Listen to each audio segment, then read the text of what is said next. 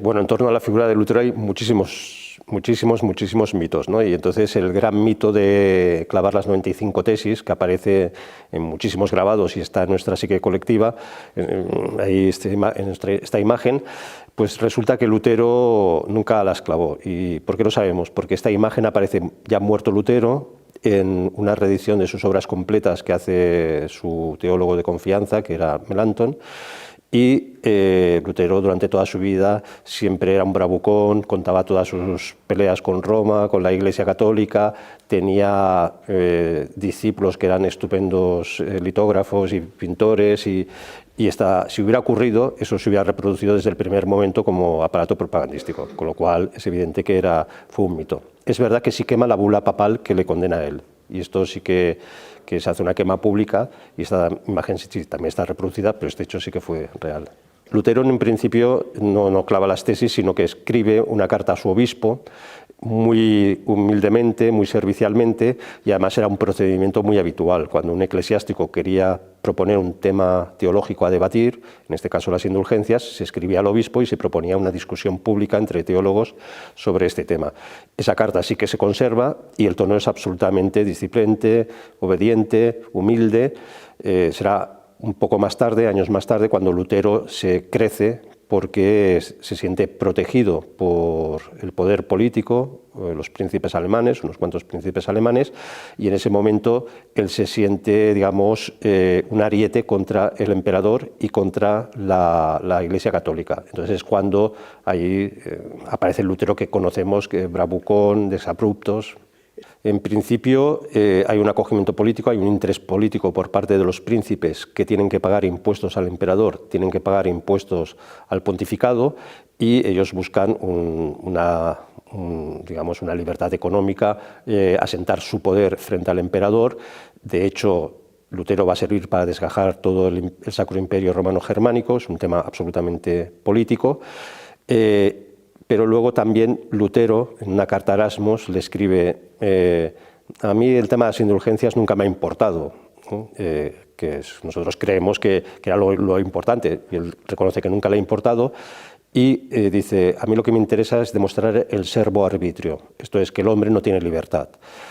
Y esto le va muy bien para justificar sus propias pasiones, porque Lutero al final, como Calvino, sospechas que toda la teología que les envuelve, toda la teología que elaboran, en el fondo es para justificar sus propias pasiones.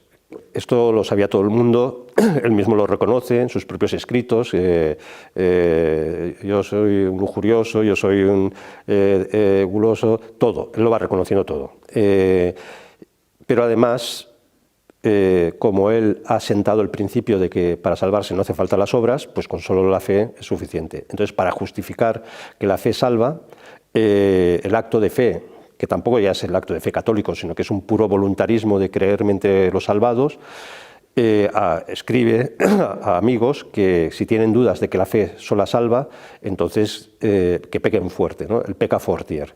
Entonces, si tú tienes dudas que por la fe te vas a salvar, pues peca, y lo dice así literalmente, sería bueno pecar, fornicar 1000 veces al día, porque es una forma de adiestrarnos en este voluntarismo.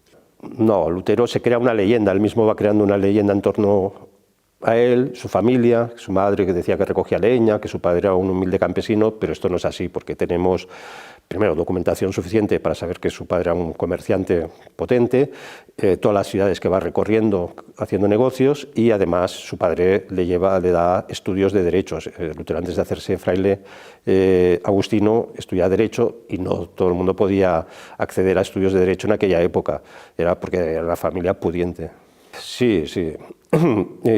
Cualquier psicólogo, de hecho hay muchos estudios actuales sobre Lutero y su personalidad, si se deja la leyenda rosa de Lutero, se ve este carácter ciclotímico, de depresión. Por eso él bebía mucho y se pegaba grandes comilonas, pero porque tenía estos estados y cuando decaía lo achacaba siempre al diablo. De hecho hay un castillo en Turingia donde todavía, cuando se visita el castillo, que ahí estuvo una temporada Lutero, hay un manchurrón de un tintero que él decía que lo arrojó al diablo que le estaba atacando, ¿no? Entonces los turistas pueden contemplar el manchurrón. Esto evidentemente corresponde a una personalidad bastante desequilibrada, muy atormentada, De hecho, que él, hay un momento que se las da de hombre del pueblo, de amigo de los campesinos. Él mismo va a liderar la guerra de los nobles luteranos contra los anabaptistas, que era una forma ya de protestantismo muy radical que se había ido extendiendo, y eran esencialmente campesinos. Y estos campesinos buscaban una especie de justicia a base de asaltar monasterios, quemar castillos. Bueno, fueron unas guerras terribles, las guerras de campesinos en Alemania.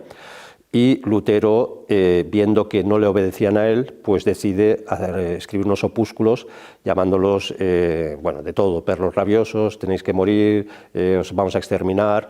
De hecho, se calcula que murieron más de 100.000 campesinos en Alemania debido a las represiones, cosa que los historiadores dicen que hasta la Revolución Francesa, digamos, no hubo digamos, una comparativa de tanta sangre y tanta violencia hasta el momento en la historia.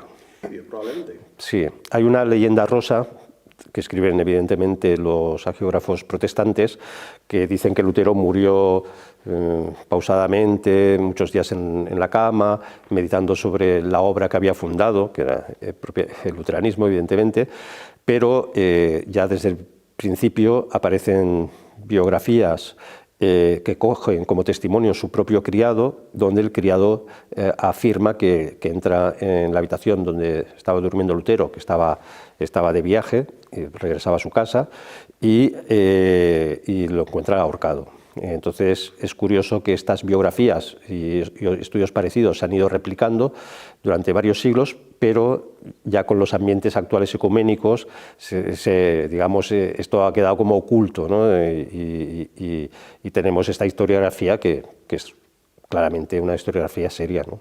Sí, esto es muy también cosas que se han ocultado sobre el luteranismo. Hemos de pensar que el Partido Nacional Socialista tenía a Lutero como padre de la nación alemana.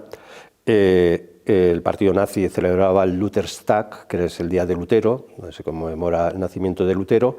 Y curiosamente, la noche de los cristales rotos, donde en Alemania se atentan contra las tiendas judías, se hace el día de Lutero, ¿no? Y entonces incluso quedan recogidos testimonios de los obispos luteranos, donde se agradece, digamos, la comprensión de los nazis hacia su espíritu y al revés, ¿no?